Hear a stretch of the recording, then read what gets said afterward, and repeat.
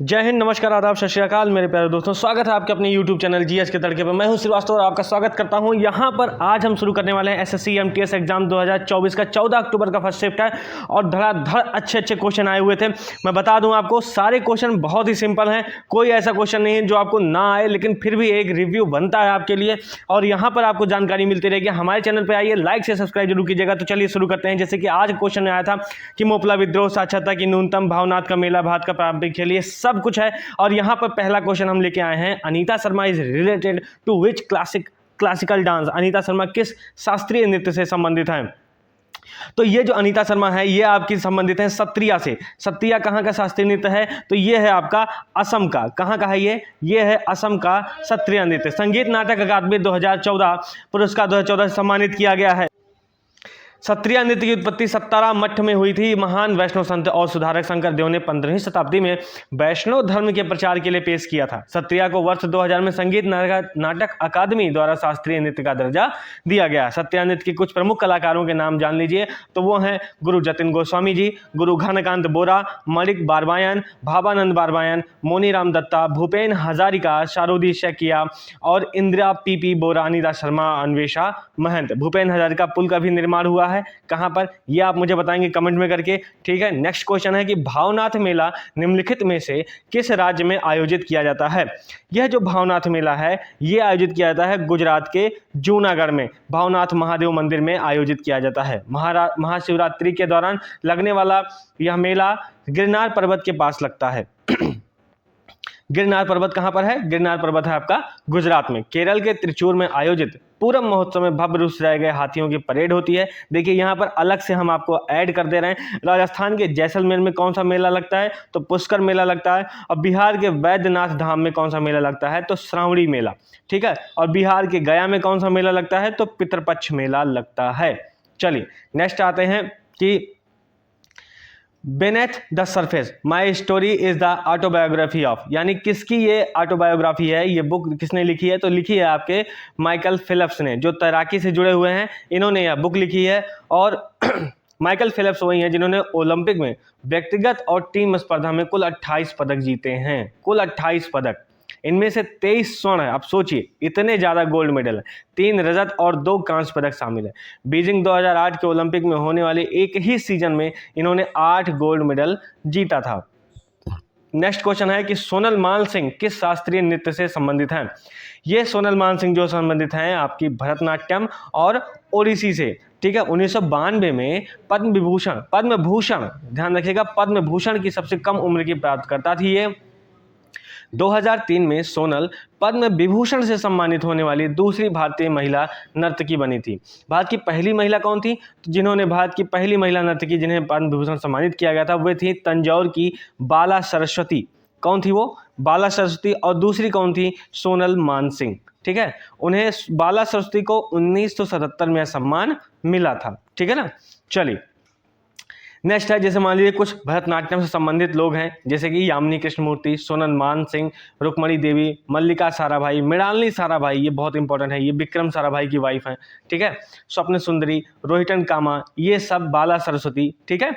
चलिए next question पे आते हैं अभी कि which sports originated in India, Bharat में किस खेल की उत्पत्ति हुई है? तो भारत में किस खेल की उत्पत्ति हुई है? वो है आपका कबड्डी, ठीक। 1992 के समय में जेल में बंद पंजाबी कैदियों को क्या बोला जाता था? तो उन्हें बोला जाता था सिख कैदी। क्या बोलते थे? सिख कैदी। नेक्स्ट क्वेश्चन है आपका, who was the author of the book बृहत कथा कोश? बृहत कथा कोश किसने लिखी है? तो यह बृहत कथा कोश की पुस्तक कौन है और लेखक कौन है? तो यह है हरिसेन। हरिसेन कहाँ के थे?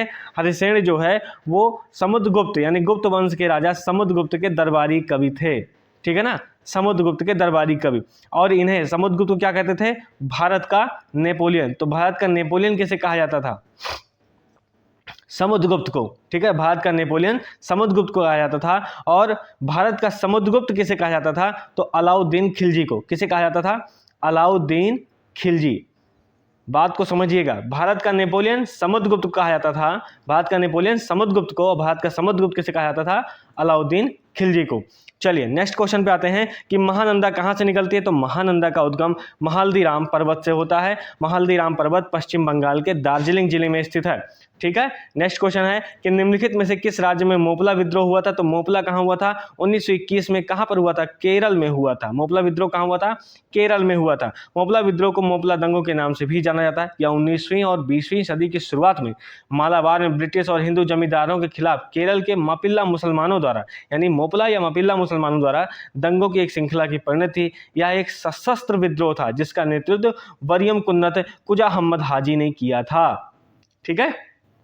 चलिए नेक्स्ट क्वेश्चन है कि जालो मुख्य रूप से किससे संबंधित है? तो जालो जो है वो पृथुकर्मी से संबंधित है। जालो जिसे जलो भी कहा जाता है एक प्राचीन भारतीय समुदाय है। यह समुदाय मुख्य रूप से पृथुकर्मी से संबंधित है। जनगणना के अनुसार साक्षर व्यक्ति वह है, मतलब किसे कहते हैं? तो ये क्वेश्चन था कि जनगणना के अनुसार साक्षर व्यक्ति किसे कहते हैं? तो जनगणना के अनुसार साक्षर व्यक्ति वह है जो 7 साल का हो और समझ के साथ ही किसी भी भाषा को पढ़ और लिख सकता। ठीक है। एक व्यक्ति को जनगणना में साक्षर माना जाता है यदि वह कम से कम 7 साल का हो, किसी एक भाषा को पढ़ और लिख समझ सकता हो। 2011 की जनगणना के अनुसार भारत में साक्षरता दर कितनी थी? 74.4%। 2011 की जनगणना के अनुसार 7 वर्ष या उससे अधिक आयु का व्यक्ति जो किसी भी भाषा में समझ के साथ पढ़ और लिख सकता है को साक्षर माना जाता है। ठीक है ना। अगर आपने साक्षर भी कर लिया तो आप क्या हो जाएंगे? साक्षर हो जाएंगे। ठीक है। चलिए नेक्स्ट क्वेश्चन पे आते हैं कि total subject in union list, यानी भारतीय संविधान की 7वीं अनुसूची में संघ सूची में कुल कितने विषय हैं? कुल 100 विषय हैं। ठीक है। संविधान लागू होने के समय इसमें 57 विषय थे। इस सूची में वर्णित विषयों पर कानून बनाने के लिए केंद्र के पास विशेष अधिकार है। अनुसूची में 3 सूचियां होती हैं, संघ सूची, राज्य सूची और समवर्ती सूची। राज्य सूची में अभी 61 विषय हैं। इसमें शुरुआत में कितने थे? पहले 66 थे, बाद में राज्य सूची में घट के कितने हो गए? 61 हो गए। राज्य विधानसभा इस सूची में वर्णित विषयों पर कानून बना सकती है। अगर कॉन्ट्राडिक्ट होता है या कॉन्फ्लिक्ट होता है तो फिर कौन करेगा? तो फिर केंद्र भी बना सकता है। ठीक है। अच्छा, समवर्ती सूची में 52 विषय शामिल हैं। शुरुआत में कितने थे? 47 विषय इसमें शामिल थे। ठीक है। दोनों राज्य और केंद्र सरकार इस सूची में उल्लिखित कानून बना सकते हैं। तो जो समवर्ती विषय होता है वो कौन बनाता है? वो उसमें जो है केंद्र और राज्य दोनों शामिल होते हैं। लेकिन अगर ऐसे मान लीजिए असमंजस की स्थिति आती है तो फिर कौन हावी हो जाएगा? फिर वहाँ किसका माना जाएगा? तो वहाँ माना जाएगा आपका केंद्र सूची का। चलिए नेक्स्ट है आपका wild life protection act was passed in, यानी वन्य जीव संरक्षण अधिनियम कब पारित किया गया था? तो ये पारित किया गया था, आपका सही जवाब हो जाएगा 1972 यानी 1972 में। 1972 को भारत के वन्य जीव संरक्षण अधिनियम 1972 में 6 अनुसूचियां शामिल हैं।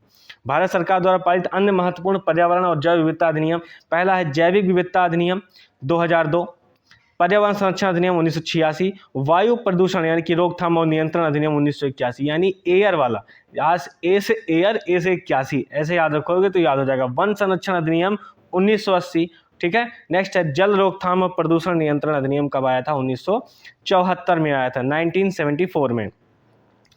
नेक्स्ट है कि list are part of the which phylum, यानी जोक किस संघ का जंतु है? तो जोक जो है वो किसका है? एनेलिडा संघ का जंतु है। ठीक है ना। एनेलिडा संघ का जंतु कौन है?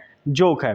टी.एस. सिंहदेव यानी त्रिभुवनेश्वर सिंह शरण Singhdeo, deputy chief minister of which state, वह जून 2023 से दिसंबर 2023 तक कहाँ के थे?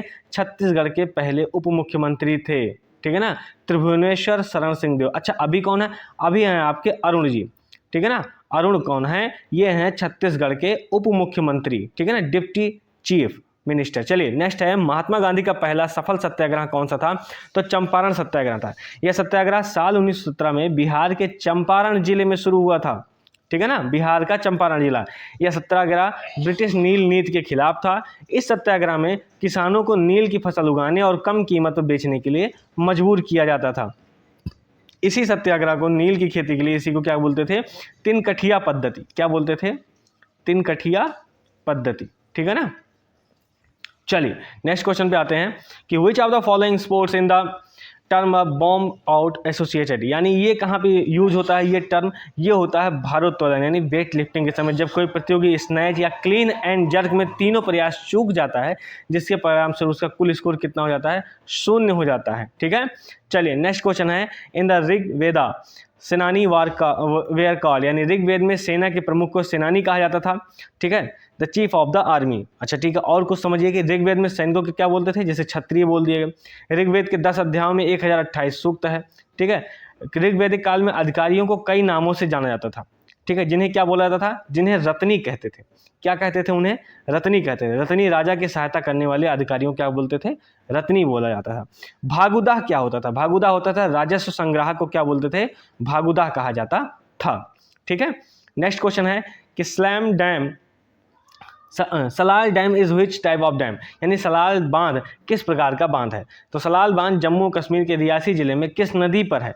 चिनाब नदी बना हुआ है, एक रन ऑफ द रिवर जल विद्युत बांध है। ठीक है, चलिए, who was the first folk artist from Indian to talk the Cannes red carpet? ठीक है ना, अब यहाँ पर कांस रेड कारपेट, ठीक है ना, कांस रेड कारपेट चलने वाले भारत के पहले लोक कलाकार कौन थे? तो राजस्थानी सिंगर मामे खान कांस फिल्म फेस्टिवल के रेड कारपेट पर चलने वाले पहले भारतीय लोक कलाकार बन गए थे। अभी कौन सा चल रहा है? देखिए, तब 75 था, अभी कौन सा चल रहा है कान फिल्म फेस्टिवल? वो 77 चल रहा है। ठीक है, कान फिल्म फेस्टिवल फ्रांस के कांस में आयोजित होने वाला एक वार्षिक फिल्म फेस्टिवल है। इसकी शुरुआत 1946 में हुई थी। ठीक है ना, चलिए, triangle of sadness, Swedish film triangle of sadness ने सर्वश्रेष्ठ फिल्म पुरस्कार फिल्म पाल्मे डिओर जीता था। अमेरिकी फिल्म निर्माता सीन बेकर ने कॉमेडी ड्रामा फिल्म एनोरा के लिए 2024 में यह पुरस्कार जीता है। किसके लिए? फिल्म एनोरा के लिए। नेक्स्ट आपका कि 4 ओम के 4 प्रतिरोध एक दूसरे के समांतर क्रम में जोड़े गए हैं, तो तुल्य प्रतिरोध बताइए। अब देखिए, यहाँ पे क्या हो जाएगा? 1/r, ये इक्विवेलेंट किसके निकालते हैं? वो हम निकालते हैं 1/r1 plus 1/r2 plus 1/r3 plus 1/r4। हम ऐसे निकालते हैं कब? जब समांतर क्रम में जुड़े होते हैं। अगर श्रेणी क्रम में जुड़े r इक्विवेलेंट, तो फिर क्या हो जाएगा? r1 plus r2 plus r3 plus r4। ठीक है, ये श्रेणी क्रम वाले होते हैं। और ये कौन से होते हैं? ये होते हैं आपके समांतर क्रम वाले। अब ठीक है, अब पूछा है तो आप ये समांतर क्रम का फार्मूला है, ये लाइन गलत लिख गई, टाइपिंग मिस्टेक है। ठीक है, और यहाँ पर क्या हो जाएगा? 1 ओमेगा हो जाएगा। क्या हो जाएगा? 1 ओमेगा। ठीक है, 1 ओमेगा आ जाएगा। चलिए, then 4 such combination are connected in series. अगर देखो यहाँ पर क्या हो जाता, अगर ये सब सीरीज में होते तो फिर क्या हो जाता? फिर 4 आ जाता। अच्छा, वो 1 ओमेगा समझ में आ गया कैसे आएगा? भाई देखो, बहुत सिंपल हो जाएगा ना। 1/4, जैसे ये 1/4 1/4 1/4 ये सब लिख लिया। अब सबको जोड़ेंगे तो सबका एलसीएम नीचे कितना आ जाएगा? 4 आ जाएगा। ऊपर कितना आ जाएगा? 4 आ जाएगा। तो 4 से 4 डिवाइड होकर कितना हो जाएगा? 1, यानी कि 1 ओम आ जाएगा। R इज इक्वल टू क्या हो जाएगा? प्रतिरोध का मात्रक होता है ना, R इज इक्वल टू क्या हो जाएगा? 1 ओम। ओमेगा नहीं होगा, ओम होगा। ठीक है, चलिए नेक्स्ट कि items between a rock and a hard place. ठीक है, इसका मतलब क्या हो जाएगा? The items between a rock and hard place means being forced to choose between two difficult और अनप्लीजेंट ऑप्शन। ठीक है, द करेक्ट स्पेलिंग, अब उसमें कोई क्वेश्चन आया होगा तो उसकी करेक्ट स्पेलिंग क्या थी? तो उसकी करेक्ट स्पेलिंग थी एब्सोल्युटली। ठीक है, चलिए नेक्स्ट है कि अब आपको कुछ नहीं करना है, सिर्फ प्लीज लाइक शेयर और सब्सक्राइब जीएस का तड़का। एंड व्हाट्सअप लिंक और टेलीग्राम लिंक हमारे पर दिया हुआ है, साथ ही हम डिस्क्रिप्शन बॉक्स में से डाल देंगे। और हाँ, लाइक से सब्सक्राइब करते रहिए, आगे बढ़ते रहिए। जय हिंद साथियों, और वीडियो आती रहेगी। ठीक है, चलिए, जय हिंद, धन्यवाद, थैंक यू।